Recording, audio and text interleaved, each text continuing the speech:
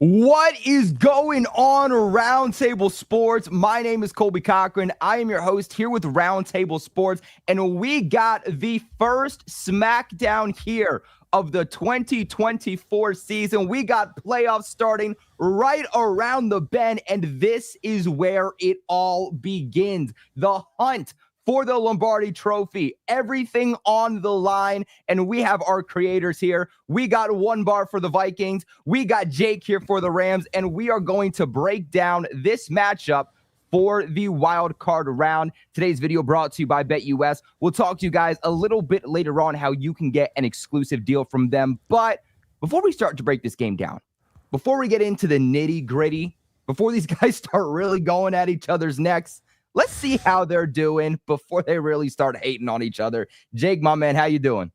I'm great. It's really awesome to get to meet you both.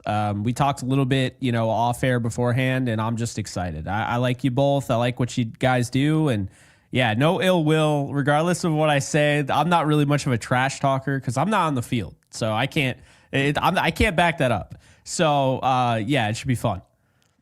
How do you feel about your Rams this year? I mean, I just feel like for you guys, it's been this roller coaster, right? To where you're down, you're not performing as well as you originally expected. Coming off of making the playoffs last year, looks like you guys were easily going to be a team that misses it. You start to rise to the occasion. You play your best football as the season progresses. You blow out a team like the New England Patriots. You start getting this momentum, and you're able to squeeze in. How does that feel as a Rams fan? Yeah, I mean, I'd say it was shocking, except we literally just went through this last year, 3-6, to then win 7 of their last 8, lose an overtime game against the Ravens. The difference is this year they won that crazy game. They beat the Bills. So after they did that, I was kind of like, all right. But also, to be fair, I had this team winning the Super Bowl before the season. I didn't really buy into the stuff of Aaron Donald's gone. No, I saw what they did, going out and getting Verse, going out and getting Fisk, and was just really impressed with the coaching staff that Sean McVay once again had to assemble, because every year it's brand new coaching staff, it seems like. And I just really felt confident. But I think the thing that happened was they got just doused in the flame of injuries. And it was crazy from the get-go. And just to see them kind of stick by, I said when they were 1-4, I was like, they're going to go 10-7 and go to the playoffs. And people thought I was crazy. Both Rams fans, Seahawks fans, 49, whatever. And I felt really confident just because this is Sean McVay. He's been through this. He's continued to mature as a head coach. He's done all this before the age of 40. And I just think when you look at the guys on this roster, there's a lot of star power where it's almost like, don't let us get in the tournament, right? And that's what happened. And they ended up winning the division to add on to that, which was their only course of action, surprisingly. So they get a home playoff game for the first time since the Super Bowl season. And this is the first time since the Super Bowl in which in the playoffs they have had, home field advantage. So, yeah, I think right now this Rams team is winning unconventionally. And while some might look at that as kind of a negative, I actually think it's a positive. I love that too. And you know what? Everybody likes to get on their teams and say, you're not out here going undefeated. You're not out here winning 10, 12 plus games. It doesn't matter how you start. And that's something that I say on my channel all the time. It does not matter how you start. It matters how you finish. And for my New England Patriots, I think that's something we saw beautifully this year. You win week 1, and then you end up firing your coach immediately after the final game of the season. So I think your Rams really are able to capture that idea that even if you struggle in the beginning of the season, you struggle in September, you struggle in October, it doesn't matter, because as Bill Belichick would always say, real football starts in November. Real football starts in December, and we are seeing that yet again with the Rams. Now, One Bar for you, it's a little bit different. Nobody thought that you guys were going to be good this year. Point blank period, full pause. Nobody thought you guys were going to make the playoffs. Nobody thought you guys were going to compete. Everybody thought that Sam Darnold was going to be this bridge quarterback until you guys were ready for J.J. McCarthy. But you guys absolutely shocked the world. You went out. You showed that you are a team that deserves to potentially compete for a Lombardi. How do you and the rest of Vikings fans feel kind of about this narrative that has now surprisingly been placed about your team? No, it's funny. I mean, Jake, you and I are opposites, where you were kind of everyone's saying the Rams weren't going to be good. You're like, the Rams are going to be good. And starting the season, like I was trying to take the more realistic angle with the Vikings. I mean, even Vikings fans, people who follow the Vikings, were very surprised how this ended up. There was the occasional delusional Viking fan say, hey, we're getting 13, 14 wins. Everyone's like, you're drinking the purple Kool-Aid, you're crazy. But I mean, I had the Vikings at 7, 8 wins, and people were telling me I was nuts. I mean, the over-under, I think, was like 6 wins for the Minnesota Vikings. And what they did this year, I mean, it's a testament to the coaching staff, Brian Flores, Kevin O'Connell. I mean, I do believe the Vikings are a team where players are actually going to want to come and play. I mean, they've proven that. What they've done is absolutely insane. Sam Darnold is the man. I'm sure we'll talk about last week against the Detroit Lions where they completely crapped the bed. But this whole year, overachieving. Very good defense. They've taken a ton of free agents. The free agent class that this Vikings brought in, the Andrew Van Ginkels, the Jonathan Grenards, the Blake Cashmans, has been absolutely amazing. That doesn't even count Sam Darnold. Doesn't count Aaron Jones. It's been wonderful. And for them to put all those pieces together and get 14 wins, 1 game away from getting that damn bye and 1 win away from getting the home field advantage. And like I said, that did not pan out. And it's crazy. We got 14 dubs. And we get to travel, go on the road in the playoffs to a team that I'm not overly excited to play. I know we're going to dive into it. The Rams are a damn good team, very well coached. But to answer your question, man, I mean, it's been a great year. I mean, to rip off 9 wins in a row, to watch Sam Darnold, will he be back? Who knows? But the dude made some money. He made the Vikings look good. He made Kevin O'Connell look good. Gives us hope for J.J. McCarthy in the future as far as if he can make Sam Darnold look good. Shit, you can make J.J. McCarthy turn into something. So it's nothing but good stuff in Minnesota. Hopefully that continues after Monday night. Yeah, and one bar, I think you hit on it perfectly that, this isn't exactly the matchup that maybe you would have preferred to have if you were a Vikings fan. It could definitely be worse, but we saw these teams face off just a few short months ago, back in October, and the Rams were the team that was ultimately able to prevail. They won fairly confidently, 30-20. So that's why Vikings fans may be a little bit worried about this one. But the Rams, Sean McVay, they have played some rough football, in the beginning, but they've gotten better, as we alluded to earlier, as time has gone on. And like we said earlier, how you play football as the season progresses matters the most. So one bar, does it worry you that the Rams are getting better as the season has progressed? Well, yeah, I mean, the Rams, I was saying this a couple of weeks ago. It's like if it comes playoff time, we don't get that number 1 seed. The Rams are one of those teams. I mean, when you look at the NFC as a whole in the playoffs, it's like you could close your eyes. I mean, obviously the Eagles and the Lions, they're the easy ones to point to, say they're going to run its course. But the Rams, the Vikings, even the Bucks, I mean, any of these teams could make a run at this thing. And the Rams, just the way they're coached, Stafford, obviously those receivers, and we're going to talk about, they just have that scare factor when you pair them up against the Vikings defense. I mean, if they're going to play a little loose zone or whatever, I mean, those quick passes are just absolutely going to kill you. So yeah, the Rams are the real deal. I mean, I know they 10-7, I believe, is a record. And they've been kind of up and down early on, but they're ready to go. Like the Rams are locked and loaded. Sean McVay in the playoffs, not excited the fact that we have to travel. So yeah, it's going to be a late night on Monday, win or lose. It's going to be close. Yeah, playing a team who's playing some of the hottest football when it matters most, that is a scary thought because now you're in the playoffs. Teams that win when it matters most, that have the most on the line, those are the scary teams, no matter what the talent on the roster is like, no matter what the overall record is like. One bar, I want to ask you real quick, who would you have preferred to play in the wild card round? Would you have preferred to play the Rams, or is there a team you would have preferred to play more? No, I want to play the Bucks. I mean, the Bucks aren't it's not like it's a gimme there either, but I just like that matchup a little bit better. The Rams, when we saw them the first time, I mean, yeah, we didn't have Blake Cashman, which was a big piece of this defense, but just what they can do with those quick passes and what those receivers can do when they get the ball in their hands in those short routes is not a great matchup for our elderly cornerbacks in Gilmore and Griffin. And that's gonna be painful. So yeah, I would have picked the Bucks. I would have picked the first round bye. I would have paid a lot of money to get that first round bye. But it didn't happen. 31-9. I'm still ornery, man. Well, Jake, on the opposite side of things, Kevin O'Connell is arguably the coach of the year. His ability to adapt in the middle of games and as the season has progressed has been next to none out of every coach in the NFL.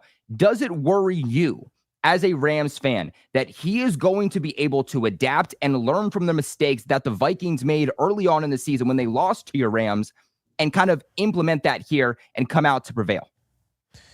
You know, I have a lot of respect for the Vikings organization, which I think is among the best in the league from just the way they treat players and coaches and what have you. And I think Kevin O'Connell is a big reason, you know, why the Vikings are what they are. But I am not at all concerned about this game. I think the Rams getting home field advantage, which now all of a sudden fans are starting to show up at SoFi. I mean, we just got word from, I forget who it was, that one of the ticket places tweeted out, it was like 85+% Rams fans expected. If the Rams have home field, I feel really good about this game, even more so than I already do. And, you know, I think when you look at this, yeah, the Vikings have 14 wins, and, you know, that's really impressive. And I've been really, really high on Sam Darnold, but that game in week 18, that mattered. I'm not going to blow that off. And I know a lot of people are going to look at it on, you know, both sides. They're going to look at it one way where they're going to kill the guy and try to nullify his entire season based on that one game, which I don't think is fair. But then on the flip side, there are going to be people that just throw that game away like, oh, well, it's the playoffs, clean slate. We've seen teams, you know, kind of skeet their way into the playoffs and then really, you know, just kind of come on strong. Here's my thing, is that those things that we saw come up in that game were real. And, you know, it shouldn't discredit Sam Darnold as a quarterback and what he did this year. But when the Rams played the Vikings, they had a half of Darisaw, okay? They don't have that anymore. Like Darisaw, they are missing Darisaw, and it is clear. I watched this offensive line. I'm not overly impressed, although I will say they've played pretty decent up until this game, and this game was just the whole kitchen sink and then some. But I think really the Lions, they looked at, you know, all the numbers that indicated that, you know, Sam Darnold is really good against the blitz. He had been good all year, and they tested it, and they just kept blitzing him. And sure enough, I mean, he really struggled, and he had some drops, and he had some, you know, Jefferson probably shouldn't have stopped running, what have you. But the big thing there is that they had multiple red zone opportunities and they were stifled. And this has not been a team that's been able to finish in the red zone nearly enough. It's why they've had games where you have a 12-7 win over the Jacksonville Jaguars of all teams. So they've had those moments. Now, the thing about the Vikings is it doesn't have to be pretty. It doesn't have to be a 40-point drubbing. This team finds ways to win in one-possession games. This is what they do. However, the Rams also find ways to turn games into one-possession games that they should probably blow teams out in.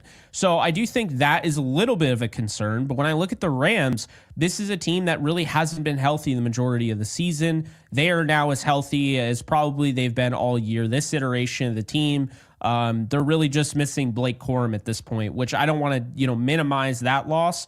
But it's not as much of a loss as, say, Havenstein last week or the week prior, or, losing a Puka Nacua or a Cooper Kupp. Everybody is healthy. You watch the Vikings, they had to lay it all on the line. They played all their starters, and they were absolutely demoralized, in front of their rival. Whereas the Rams, they lost a very inspiring game with mostly backups in against their rival. And so I just feel like I watched Stafford the last 3 weeks. People are going to point the finger there. I think Stafford's been banged up, and I think he needed that rest. Cooper Kupp needed that rest. Kyron Williams has the most touches of any Ram since Steven Jackson in 2010, so I can definitely tell you he needed that rest. And Puka Nacua, just getting him rest doesn't hurt. In addition to that, they rested Kevin Dotson, who's been playing every single game. He left the Lions game after the game. He played the entire game. Week 1, leaves in a walking boot. He was dealing with that ankle for the majority of the season. He got a rest. Alec Jackson, left tackle, got a rest. And most importantly, Rob Havenstein, who was kind of questionable whether or not he would play, got a rest. So I do think fully healthy, the Rams, I trust them at home. I feel like they are going to win this game. What would the score be? I couldn't really tell you. I could see it being a 10-point game again. I could see it being a 3-point game. I will say that I think the Rams having the better strength of victory does come into this as well. They have the best strength of victory of anybody in the NFC except for the Bucs and the Lions. So in really tough games where you had to go up against the Bills, you had to go up against, obviously Philly wasn't a great one, but going up against the Lions when you had your fourth string left tackle, most of the offensive line out, banged up to all hell early on in the season, it didn't matter if it was week 1 or later in the year. This Rams team has pushed and shoved their way into the playoffs, and they won 9 of the last 11 with their starters. So I feel really good about them in this one. Yeah, and you know what? I'll say this too, is that I think, guys, respect to both of you, I think this is going to be the most underrated game of the playoffs here for week 1. Because how you guys match up, I think, is so beyond intriguing, and not enough people are talking about this. We have one of the best defenses, if not the best defense in the NFL, led by Brian Flores for your Minnesota Vikings, one bar.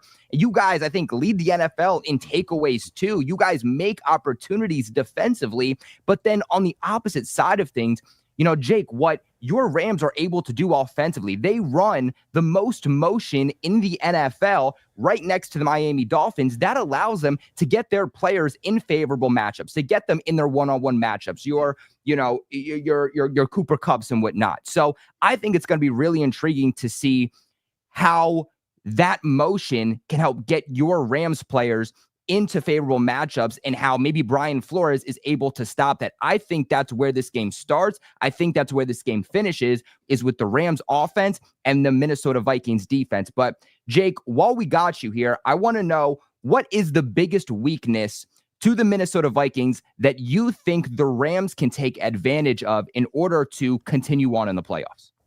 It's their tendencies. They play the too high safety coverage. They play it more than anybody in the league, and they leave the middle of the field open. The percentage they leave it open is more than anybody in the league.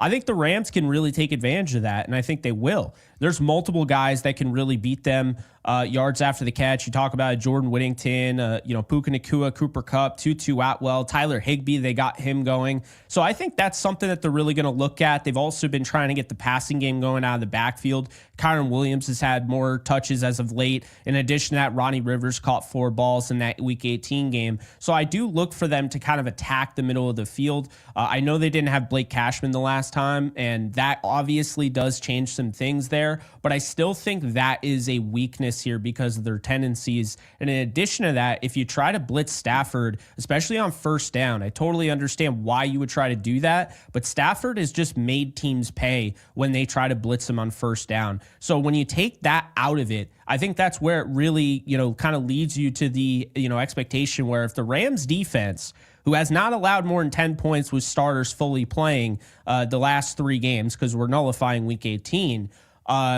if the Rams defense continues to play at the level they are and they're able to get the pressure that they're able to get, then I have this offense that can just grind this game out. They're not a team that is dying for the explosive play. They're not going deep down the field. They're not going to try and fit it, into that pocket in cover 2. They are going to basically take what the defense gives them. They've been doing that all year. They talked about in the Lions game. People complained about it. How do you not take the top off the defense, all that? They said, look, we saw some structures here. We attacked them accordingly. And that's exactly what I expect them to do. If the Vikings do play to their tendencies, I think the Rams will hit them over the head with the short passing game, very similar to what One Bar brought up earlier.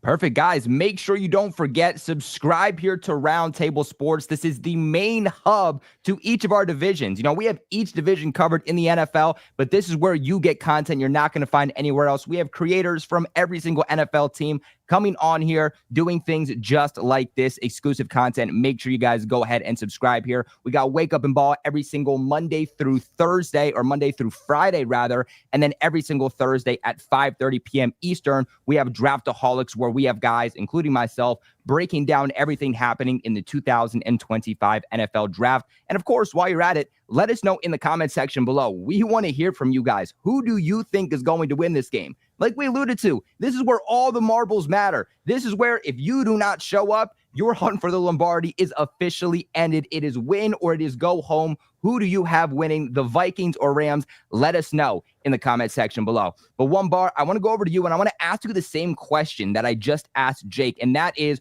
what is the biggest weakness to the Rams that you think your Minnesota Vikings can take advantage of to get to the next round of the playoffs? Well, I think it's something we didn't really try to take advantage much in the first game, and that's actually trying and sticking to running the ball. Aaron Jones didn't really give him a shot in that first game, and I think they need to stick to that. They need to run the ball. Last week we didn't run the ball enough as well, and I think on this Rams team you can get some yards on the ground. The other thing is attacking that secondary. Like, they need to come out firing. Like, no dinks and dunks. We're not throwing 1-yard passes to their fullback, CJ Ham. They got to put out Justin Jefferson 18 and go say, you know what, go win us this playoff game. Jordan Addison didn't get involved barely at all last game. They need to throw that thing. I'm not saying they're coming out throwing go routes 90% of the time, but they need to attack. And TJ Hawkinson, a guy who was not playing in the first game as well, tight end, baby. Tight end. Take advantage of that middle of the field. TJ Hawkinson needs 9 catches, 90 yards. And just remember, like, the last time we lost was to the Rams. Vikings went on a 9-game winning streak after that. Like, these aren't beaten little puppies by any means. The Vikings are going to come out. That Detroit Lion game, it was 10-6 at halftime and 17-9 starting the fourth quarter. Their defense was on the field, and the Vikings finally were just so gassed. It got out of hand. Jahmyr Gibbs absolutely just tore us a new one in that fourth. But, like, that game was very, very winnable until that final quarter. Like, the Vikings are the real deal. They got 14 wins for a reason. Everybody's sitting doubting all year.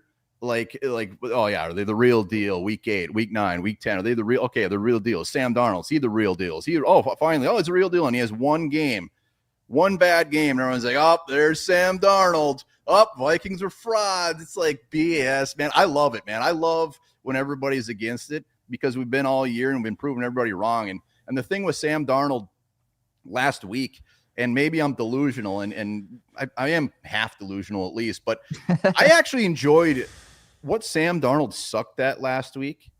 Was they were bringing the pressure, and he's very good against the blitz, but they were just horrible passes. He missed 5 touchdowns. We were 0 for 4 in the red zone, and it wasn't like he was just like getting sacked. They were wide open. He was missing them, and that actually makes me feel better, because we've seen all year him throwing dimes. Like, I don't know if that was his flu game. I don't know what happened to that dude. It was his worst game by far, but that's not the real Sam Darnold. I expect him to come out. The only thing with him is we haven't seen him in this spot.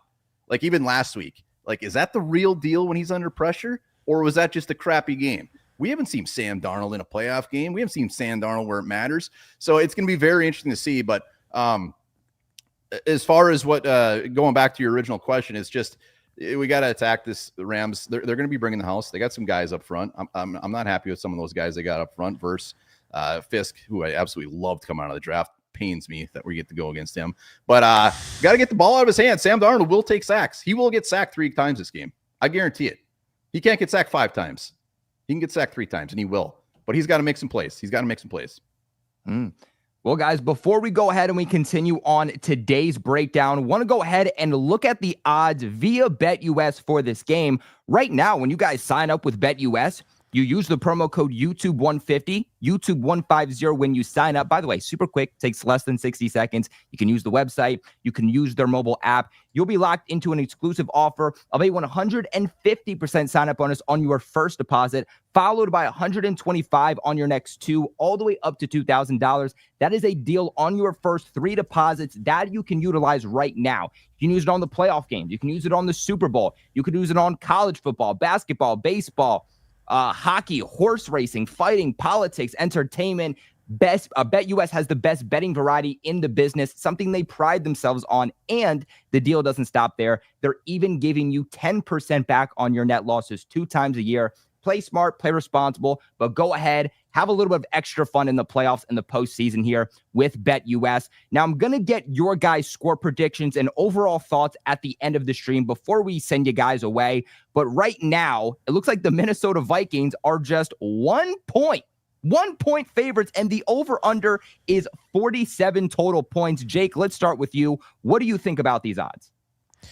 Yeah, I mean, I get them. I understand Rams fans are upset, to be underdogs at home. But, I mean, the Vikings won 14 games. I'm not going to sit here and say, the Rams should be 3-point favorites, right? It's a playoff game. I mean, I think a pick 'em makes sense. But I also don't have an issue with, the Vikings being favored. The Rams also, if you're a Rams fan, you want to be doubted. I mean, you were doubted in the playoffs. I'll never forget the last Monday Night Football game that they played in the playoffs. It was actually the first one in the NFL's history, and they played that Monday Night wildcard game against Kyler Murray and the Cardinals, and everybody said going in that game, the Cardinals are going to win. Kyler Murray's going to prove everyone wrong. Rams won 34-11, I believe. And then after that, it was, they're going to Tampa and Tom Brady. They have no chance. They go up 27-3, if not for 4 fluke fumbles. That game's a blowout. All of a sudden, Tom Brady comes back, ties the game up. Everyone said all year long, Stafford has never done anything clutch. He can't win a playoff game.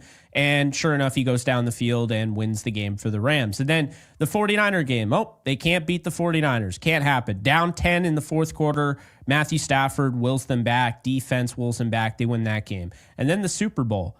Everyone's like, I think the Rams have this, the Rams have this, but the Bengals have Joe Burrow. And, that was that. And everybody started to lean towards Joe Burrow and the Bengals. And the Rams had like 9 sacks in that game. They lost Odell Beckham Jr. They were playing down to their third string tight end. No healthy running back. And Matthew Stafford had to claw back and win that game. And he did that. And I think that's really how I look at it, is that you would want to be, the underdog, because the Rams are pretty much always the underdog, except when they beat the Titans in the Super Bowl. I mean, everybody...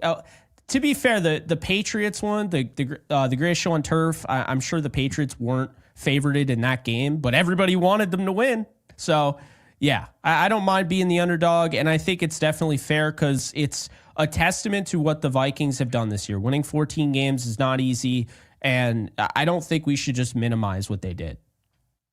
So, Jake, you're telling me you don't feel disrespected at all? I mean, you guys played each other just a few months ago and you beat them by 10 points. You don't think you guys should be favored even in the slightest? Well, here's the thing with me, Colby, is that while I think people think that I'm some Rams homer and I'm only going to side with the Rams, I keep it real. And some people don't, some people don't like it. It is what it is. The Rams won on a short week, which that also means the Vikings had to come back after losing to a physical Lions football team. They had to go on the road, play LA on a short week. And they had to play him. Christian Darrisaw goes down after the first half. I'm not, ignorant to that fact. They didn't really run the ball with Aaron Jones in that game. And Blake Cashman they didn't have in that one. Now, there are also some other things on the Rams side where Justin Dedick was starting at left guard, so they weren't fully healthy on the offensive line. They did just put in Puka Nacua. So while, I saw Flores was using that, as an excuse, I guess, for why the Vikings might not have been ready for him, that also could be used the other way. I mean, the fact that Puka did what he did was insane because he didn't even really practice. And then Cooper Kupp's coming back. And sometimes these guys kind of have to ease their way into things. And they were just kind of thrown in the fire. Stafford throws 4 touchdowns in that game. Kyron runs for almost 100 yards. Yeah, I mean, I think it goes both ways. I just think both teams are good. I would say the Rams are better than their 10-7 record. They're definitely worth 11-6. They win that game clearly with the starters. They almost beat Seattle with most of their backups in, and they should have beat the Bears. They should have beat the Packers. They weren't healthy for the majority of the year, but we can't take away from what the Vikings actually did. We can sit here and say Rams should have, woulda, coulda, but now it's a clean slate. But to be fair, while the seeding is the Rams get the 4 seed, the seeding is the Rams are hosting a playoff game in which they're hosting it because, let's be honest here, the playoffs are very flawed in the way they do things. A 14-win team should never be on the road in the wild card. Also, a division winner shouldn't be having to play a 14-win team in the first round of the playoffs. So it goes both ways. Yeah, for sure. And what do you think about that over-under? You going to take that over or are you going to take that under? It's gonna toe that line, man. It feels like a 23-20 style game. Could be like a 30-27. It's gonna be like a 3-point. I say 3 to 10 points, kind of similar to the game that we saw, week 8. So I mean, yeah, it's tough. I probably would avoid that just because I could see it being 20-17. I mean, the thing is the Rams don't play that high octane explosive style offense that people saw when they won the Super Bowl, that people saw when they won it with the greatest show on turf, that they've kind of been known for. When the Rams are good, it's because they have an explosive offense. This is a young defensive team that is going to grind it out. They're not going to win in 5, play drives. They're going to win on 15 play drives, taking over the game, controlling the clock, and not allowing your defense to breathe. For sure. Now, I want to go down to you, and I want to get your thoughts on this. Like we said, you guys are favorited. You are favorited by 1 point. Do you feel disrespected that it's only 1 point, or are you saying, you know what, we got beat early on. I'll take us being favored by any margin, and then also let me know what you think about the over-under. No, I mean, the -1's fine on the road. I mean, on the road, being favored in a playoff game against a good team, hell yeah, I'll take that. I'm not going to be disrespected. It is a different team. I mean, and I'm not, Jake, you said it good. I mean, these are both 2 different teams this time around. It's not just that the Vikings are getting guys back. The Rams are healthier and they have some other things going on for them. But like the Blake Cashman thing is such a big deal to have him back. I mean, we had Ivan Pace and Kamir Gurgier-Hill trying to cover some of these guys last time, and they are some of the worst coverage linebackers in the league, not just on the Vikings.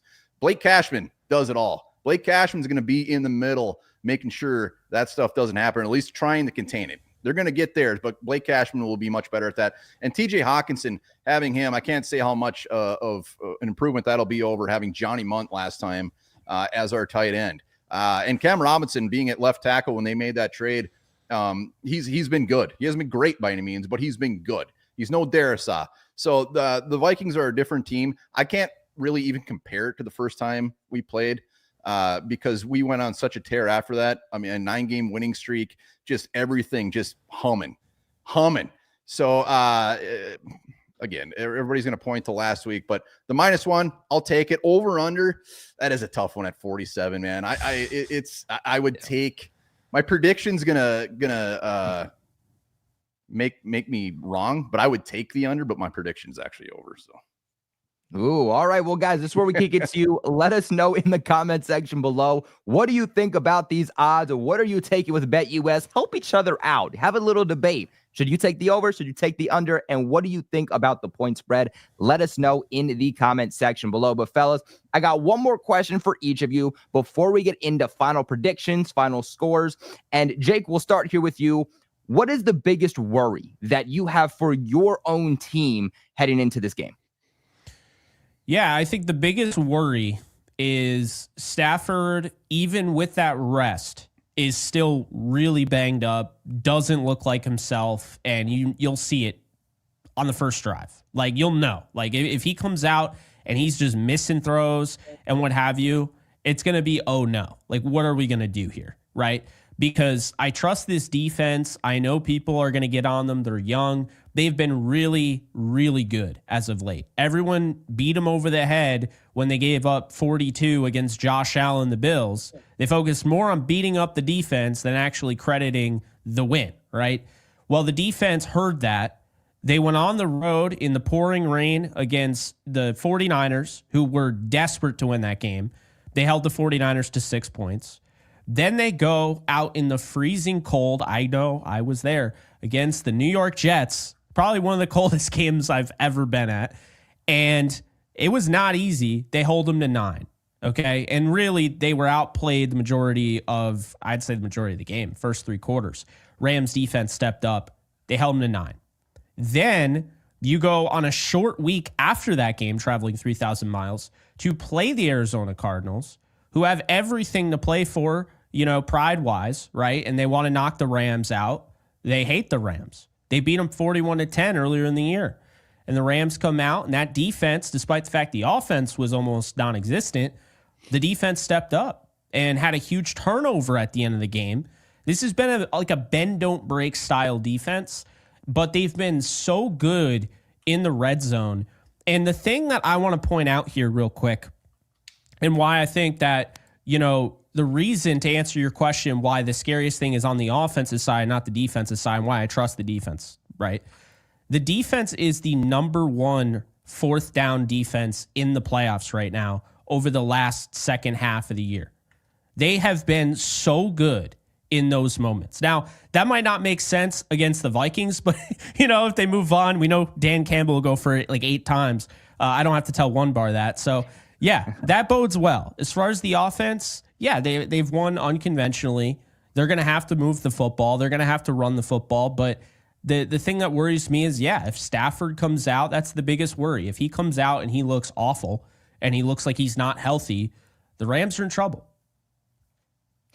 Jake, I was actually a little surprised. You kept me on my toes. I really thought that you were going to say your secondary was going to be the biggest thing that worried you about the Rams. You kept me on my toes, and I like it. I like secondary. That answer. I like the secondary a lot. Okay, you are the first Rams fan that I have ever heard this season say they like the secondary. I like that. I like that, Jake. Let's go. They're good, man. They play within what they're asked to do. They're not playing bump and run all game. And if they were, I think they'd be better. I think the stats would be better. They played Akella Witherspoon 8 snaps the last time they saw the Vikings. He has been key and critical down the stretch. Had the game-winning interception against the Cardinals. Had 3 PBUs and arguably one of the game-saving plays against the 49ers. Had a huge 4th down pass breakup on Devontae Adams in the Jets game. When they added him, everyone around him started playing better in the secondary. Plus, they have a guy in Kobe Durant, who is their best corner all year, who's their 3rd guy. So I think they have a lot of depth there. I would argue their guy that they picked up from waivers in Emmanuel Forbes, who finally got some action, looked really good against DK Metcalf last week. He should be used as a weapon on 3rd down because he's not going to help you much in the tackling department. The guy's $170, but he's going to help you on 3rd down. You want to use him as a weapon, put him on an Addison or put him on a Justin Jefferson and just say, look, man coverage, obviously not going to be a tackling situation where you have to come downhill. I think he can do that. The fluidity is there in his hips. He's a very big athlete, and this guy is a ball hawk. So I'm not saying they'll play him, but I really like the secondary, the defense, the safeties. They got 2, the UDFA and a 3rd round pick that are just really playing out of their minds. Cam Kinchins and Jalen McCullough. They have guys in Cam Curl and Quentin Lake. They're getting John Johnson back officially. I think the secondary is way better than people realize. Man, I loved Kitchens coming out of the draft, man. What an absolute steal of a pick that was for you guys when you got him, man. I couldn't believe that. But one bar, I want to go over to you, and I want to ask you the same question. What is the biggest worry that you have for the Vikings heading into this game? Well, it's actually going to be pretty similar because we got with Sam Darnold coming off of that game. How do they bounce back, man? How do they bounce back after that? Do they come out firing? How does Kevin O'Connell bounce back after that? We're going to find out what this team is made of real quick. And with Sam Darnold, he's had some bad games. He's had worse games than he actually had against Detroit. He had a couple right in the middle of the season that were pretty Jaguars game, and I believe it was the Bears game where he was playing bad, and he bounced back and he balled out the next week. And we're going to see if he can do it on a bigger platform in the playoffs on Monday Night Football. But that's going to be the biggest question. That is the big. Defensively, I really have zero concerns against this Rams team. And I know that last time they put up 30, but like I said, it's a different team. Like defense doesn't worry me. Run game, if they use it, isn't going to worry me. Going against the secondary or receiving, I think Addison and I think Justin Jefferson are going to eat. I think they are going to eat that secondary alive as long as Mr. Darnold can get the ball to him. That's going to be the big question. I mean, they're going to be open. They're going to be able to open. They were open damn near the whole game against Detroit. He just couldn't get the ball in his hands. Like it wasn't even close to him. He was throwing that thing 10 yards deep. And I don't know if it was the energy or what it was, the adrenaline, but it's going to come down to Sam Darnold. And you will be able to tell in their first 2 drives. The same thing when we had Kirk Cousins. If he came out in those first 2 drives and laid an egg, it's like, sit back. Defense better get 3 pick sixes or something because this ain't happening. So we're going to find out real quick. So it comes down to it's Sam Darnold is the only worry. Our offensive line is always a worry, but we adjust. And and Darnold does his thing and moves around in the pocket. The dude, when he says he sees ghosts, he can feel pressure, man. It is so weird when he sees someone coming. He just moves. He just knows where they're at, and you're going to think you're going to get a sack, and all of a sudden he's out of there and he's throwing that thing. So there's other worries, but it's all Sam Darnold. Well, guys, the show is coming to an end, so make sure you guys do subscribe to the channel, leave a big like on the video, and again, we want to hear from you guys in the comment section below. Whether you're watching live, whether you're watching it back, get in on the discussion. Are you taking the Rams? Are you taking the Vikings? Let us know. Also, want to get into the super chat. My boy Tyree comes in with a $2 donation, says, "Sup, PG, my guy." Shout out to all the Patriots fans, the Lions fans, all the fans that are currently watching that maybe aren't really interested in this matchup. You know, even if you're not a Rams fan or a Vikings fan, if you're here watching, you're here supporting Roundtable Sports, we appreciate you so much. So shout out to everybody in the chat and shout out to Tyree. But fellas, this is where we get into what you've all been waiting for, the final score predictions. One bar, let's start with you. Vikings, you know, week in and week out, aside from last week, close games. They'll make it close. Whether if they're up by 15 in the third quarter, it's still going to come down to the final possession. I expect nothing different here. I do think we're going to see night and day than what we saw last week against the Lions. I think Kevin O'Connell is going to get this on track. And Brian Flores, if he gets a new job next year, wherever he might go, and he ain't going out. I mean, this ain't his last game. Vikings are going to get the dub. I got the Vikings 28-24. Sam Darnold is going to ball. Aaron Jones is going to ball, but Justin Jefferson, he's going to put on a show Monday night. Justin Jefferson is going to get about $140 and a couple tutties. It's going to be beautiful. Vikings are moving on. Ooh, 28-24 Vikings from one bar. Let's go on over to Jake. Jake, who are you taking? I'm going to take the Rams. I think at this stage in the game, you know, the way that they're playing, I trust them. I think they're going all the way to the Super Bowl. I think they'll lose to the Bills, but I do think they go that far. They have championship pedigree. I trust Stafford over Darnold. If this game comes to shove, I trust Stafford more than Darnold. I trust McVay more than Kevin O'Connell. I think Kevin O'Connell's great, and I've defended Sam Darnold all year, but I trust what these guys did. Puka Nacua has only played one postseason game. It was against the Lions last year. He damn near had 200 yards. I think he's going to do that again. I think, you know, as much as Justin Jefferson might have a show, I think Puka Nacua is going to have a show. In addition to that, I think Josh Carty and what he was able to do last week, the 4 field goals, 2 57 and a 58-yarder, one from the left hash, which he's really struggled with. Getting him going is going to be massive. On the flip side of it, I think the Vikings let the better kicker go in John Parker Roma. Okay, I do. And I think that might come back to bite them. I'm going to go the Rams here. We'll say 24-20. I'm going to say that the Rams win this one. I think they're going to control the clock. I think the pass rush will get to Sam Darnold. I think we're going to see very similar. The first game, Vikings will come out strong. I think those scripted drives, they're going to be able to really, play off of. But I think the way the Rams had played this all year, they have done what they've done. They won 10 games despite the fact they are the worst first quarter team you'll ever see offensively. However, in the second half, they make adjustments better than just about anybody in the league. I think those second half adjustments will be enough. Rams move on 24-20.